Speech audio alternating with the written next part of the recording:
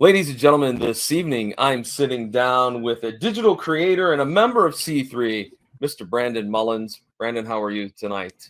Great, thanks for having me. Oh, you're quite welcome. Now, you are a Columbus native, correct? That's correct. You say that hesitantly. Well, I don't know. I am like I didn't go to OSU. I'm not like huge. I watch the Buckeyes, like fair weather fan kind of thing, like like all the things that would normally be, very like, OH, that kind of stuff. I'm like, oh man, like I feel like it puts a target on my back. Like, oh, that guy's from Ohio. That's okay. I'm the same way. I'm not a huge college football fan. I mean, I'll watch it, but I'm just like my day does not live or die by the fact if I've watched the game. Yeah. But I do understand it because I'm a huge hockey fan. So I feel that way when the NHL season starts. Like I'm that way with Nice. the NHL. But well, you are also part of C3's Hidden Histories Anthology. And you have a very unique project. You have a very unique process and focus for this anthology. And it's talking about the history of the Cuyahoga River. So tell us a little bit about the project. Well, I love this idea. Like I'm usually kind of with my other work, I tend to stick in like more surreal or just kind of like bombastic, kind of over the top weirdness. And when I heard about these, this prompt essentially of like what the anthology was going to be, I was like, well, how can my style like, kind of lean into that, but also still, deliver on what the ask is, And so I was like, well, I'll do the Cuyahoga River fire, but I'll try to do it from the perspective of the river, which is like really wonky and weird. I don't know if I hit the mark or not, but I was like, I'll try to do something like that and tell the story and the history of that, from that perspective, while still dripping in the actual history, from like kind of the, fiction versus nonfiction, like the narrative storytelling versus, the actual events. So you'll have to explain to myself and to the listeners, could you choose any particular thing to learn about for the anthology, or were there specific ones that were selected and you picked from that list? I think you could do anything. Okay. So then that leads me to my next question. Why the Cuyahoga River fire for you? Why? Honestly, it's always like this Ohio mythology, right? Of like like our city's bad, but at least our river never caught on fire, kind of like, which is kind of untrue. Once I dug into like this mythology, I found out like tons of other places, rivers and ponds and stuff caught on fires, their lakes caught on fires and stuff like that. Like this was not an uncommon thing during that time because of how much pollution was in everybody's like waterways. I think too, like a lot of U.S. cities caught on fire just in the 1800s up through till modern times. It seems like it always happened that Little Rock burned down today. That's okay. Right. We'll rebuild it. And it's like, what? Yeah, it's insane. Yeah, it was like until like they got that stuff under control, it was the Wild West of like regulation and like what could and couldn't be done. So your tale is already submitted, correct? Yes, yeah. And are you excited to get feedback for the piece that you did in the anthology? I'm always interested just to hear kind of people's take on it and like what they think, especially this story in particular, because it is kind of like outside of my wheelhouse, like there's not like ton of act. It's not very comic booky, like this in terms of like what the story is. So it's an interesting exercise in like stretching. I don't know, just basically stretching my style to the limit of what can I do with this, and like my typical, storytelling techniques. I was doing research and looked at your Facebook page, and I gotta say that you have a very unique style. How would you describe it for somebody that is listening to this episode? I've heard everything from poor man's Ashley Wood to poor man Sean Murphy, which, honestly, I'll take it. I respect both of those artists so much. Yeah, I like a lot of like surrealism. I like a lot of like kind of even if my stuff is sometimes a little stiff, like I still like there to be energy in the line work and stuff like that. So yeah, I try to kind of just stick with those principles of like keep it loose and keep it kind of raw. So what inspires you when you sit down? Because I saw a lot. I think the most recent Facebook post, you were doing some type of a very unique bird, if I'm not mistaken, correct? Yeah, right now, this is embarrassing to admit. I'm still working on last year's Inktober prompts. And probably because I was over ambitious and thinking I could do a comic with all the prompts in 30 days.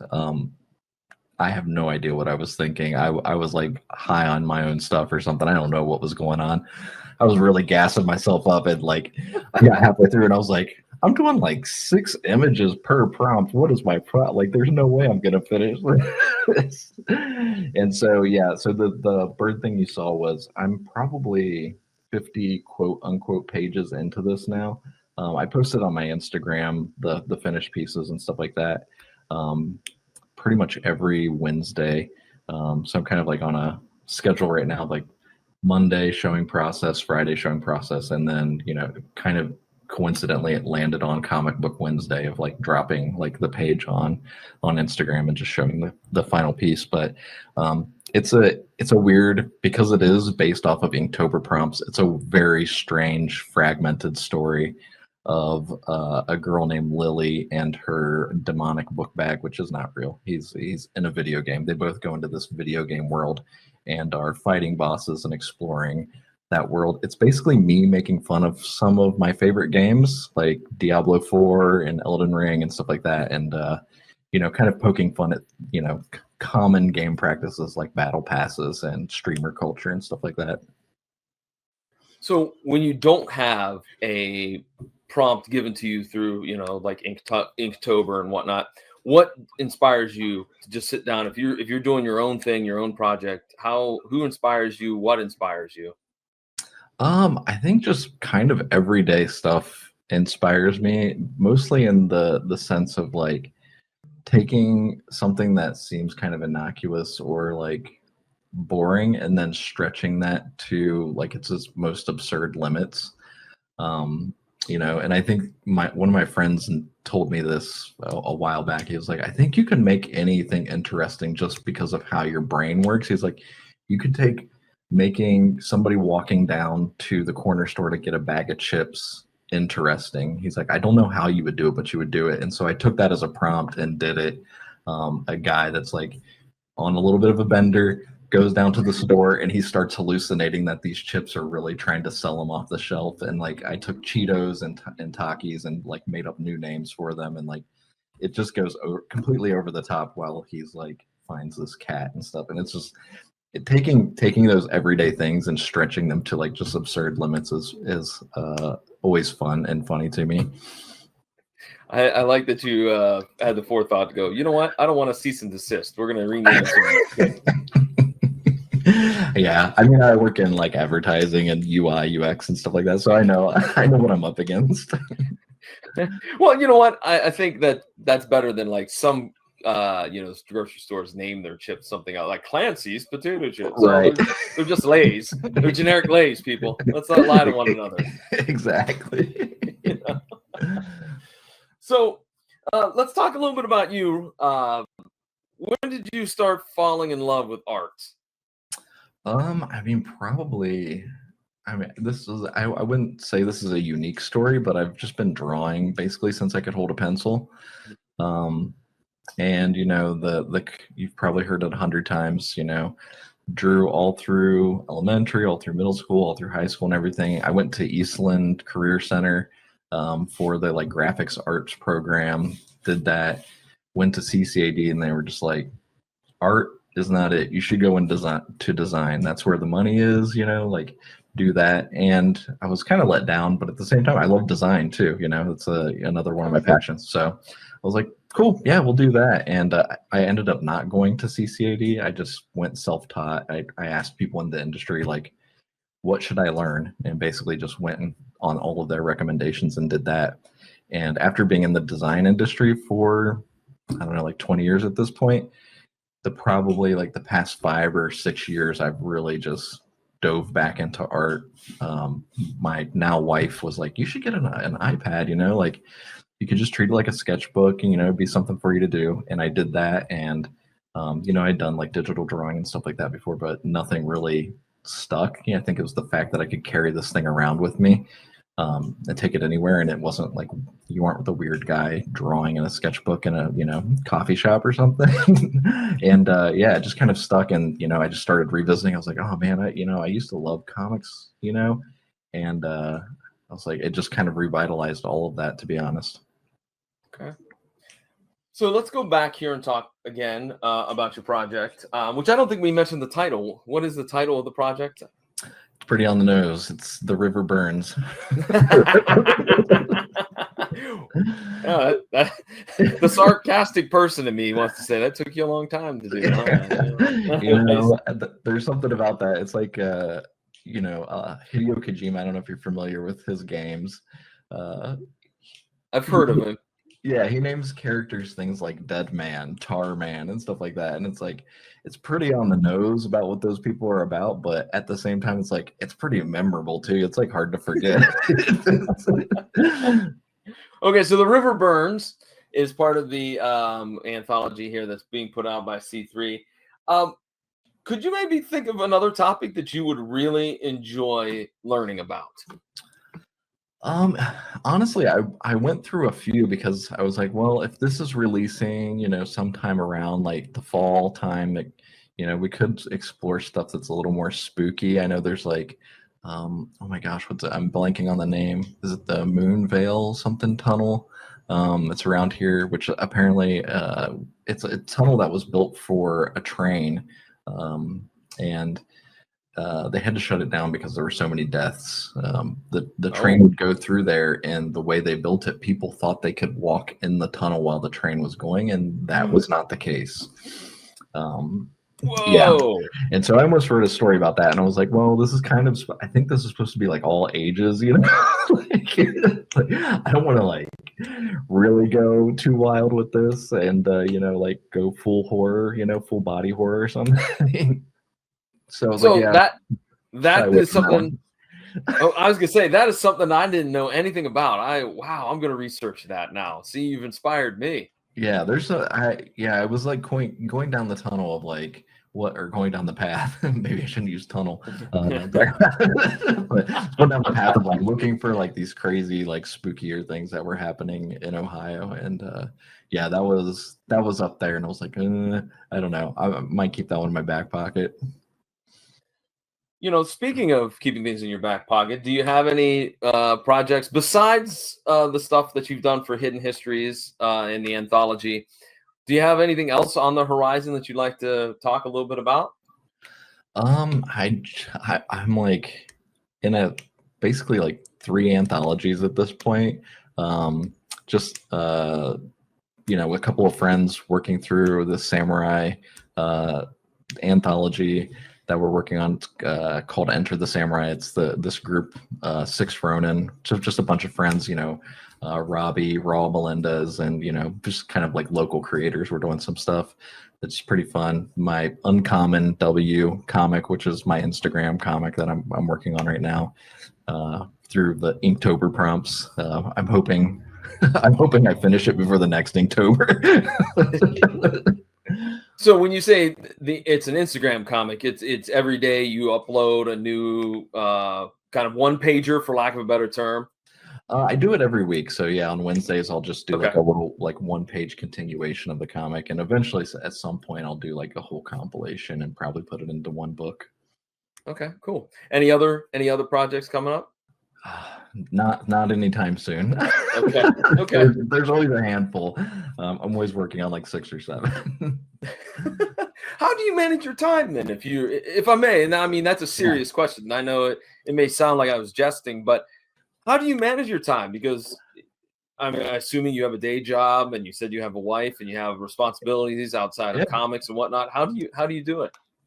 So I am a freelance designer, so I do have my own hours, So while it is a 9 to 5, freelance, that lifestyle does like afford me some extra time during the day where it's, if I've got something, a deadline, and I've already hit it, and I'm just kind of waiting around, then it's time to start drawing. It's time to start putting some ink down on some paper and, figuring out that next story or working on probably another deadline that's coming up for, a comic book. And yeah, just managing, I told my wife when we first, started dating even, I'm kind of selfish with my time. So if you need my attention, like, grab it from me, take it from me, tell me you need that attention. I'll give it to you freely, like, but I'm the type of person, like, I just get, stuck on something, the horse blinders go on. And if nothing distracts me, that's probably where I'll be, all day. Okay. Do you have any favorite comics or superheroes or comic strips? I do. I really like. I would say my like kind of go-to at the moment, mostly because I'm working on like this dark fantasy story, but the Berserk, story. Going through all of those, I think I bought all the deluxe versions at this point, but going through Berserk and reading all of that, getting caught up. Obviously, there's some masterful artwork in there to look at. I'm sure everybody's familiar with, Guts and the, that kind of world, at least to some, extent. But I'm also just a sucker for big swords, like Final Fantasy, Berserk, if the story calls for a big sword, I'm down to watch it. I'll check it out. Okay. Highlander then would be on that list too. Oh yeah, love Highlander. Something about it. There's like just this childlike thing of just, my inner child loves giant swords. That's cool, man. There's nothing wrong with it. I'm trying to think who else has big giant sword. Oh, Lobo in the DC universe has a giant sword. Yeah. In one version of him. What else do we got? Giant sword, Shogun Warriors. Yeah, Shogun Warriors. I think Sean Murphy's version of like Azazel is wielding a giant sword and like yes. And oh man, that's absolutely correct on that, man. All right, a couple of last questions here. We're going to kind of then wrap things up. We got to let everybody know about what the crowdfunder is all about. And but before we do that, Brandon, how long have you been a part of C3? Honestly, only like maybe a little over a year and a half at this point. Just happened by circumstance, to be honest. There was a Pickerington Library thing going on for comics, and I met a few of the people there. And from there it was just like joined the Discord, met everybody there, been to a few of the drawing sessions at Brewdog and stuff like that, and yeah, everybody's been super cool with it. So yeah, good spot to be. Okay, and do you have for anybody that's thinking, there's a creator out there that's thinking, oh, I might join, I might not join, give them a sales pitch. Why do they need to be part of C3? I think the biggest thing, honestly, is just making comics and drawing and art in itself is a very isolating thing. And anytime you can find people that are like-minded or, are going through kind of the same struggles of just like, I never leave my house, I'm always drawing, like being able to jump on a Discord and draw with somebody who's also just interested in the same things of you, like as a community, or being able to go to the bar and hang out and draw with people that are also interested in the same things as you as a community is like priceless. Okay. All right. Well, let's talk about it. It is C3's Hidden Histories, the 2025 anthology. If you're familiar with how things went last year, it's very similar. But if you're not, let me fill you in that basically for every amount of money that you pledge, that is going to go right back into the actual project. So there's no get rich quick scheme going on here, or anything along those lines.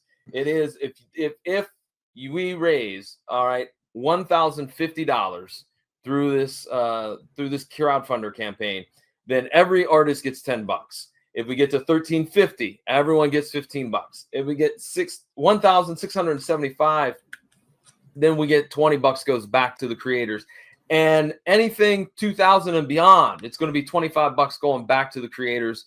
And look, last year was really successful, and we'd like to see it be successful again. So go on over. I know there's going to be a URL that is going to be tagged on this particular conversation that Brandon and I had.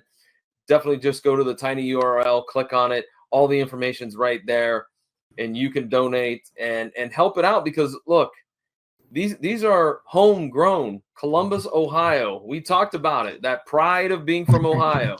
Then you got if you're going to fly that flag, then you cannot say, "Oh no, I'm not participating."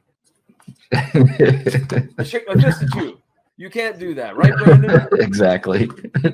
Shame these people. No, but seriously, yeah, you definitely should buy the comic. Check it out. There's some great stuff in there. I think everything that I've seen, people are doing some great work, and you'd be supporting some really fun stories and good artists. Yeah, and speaking of great artists, let's talk to you, Brandon, about social media, website, maybe some upcoming appearances. I know we're kind of cycling down when it comes to the cons and whatnot, but you got anything that you want to plug real quick? All my socials pretty much are at Wake Up Brandon. So Instagram, Twitter, X, whatever they're calling it now, even though I don't post on there very often. Blue Sky. I think the only one that's different is maybe TikTok, and I think that's just Brandon Draws or something like that. So yeah, but I'm always posting pretty much, Monday, Wednesday, Friday are kind of my scheduled dates that I try to hit. Okay. All right, Brandon, thanks, man, for sitting down and chatting with me tonight. I appreciate it. Appreciate it. Thank you. Oh, you're quite welcome. Well, with that, ladies and gentlemen, I'm going to throw it to a quick break, and on the other side of the break, I'll be back to wrap up the episode.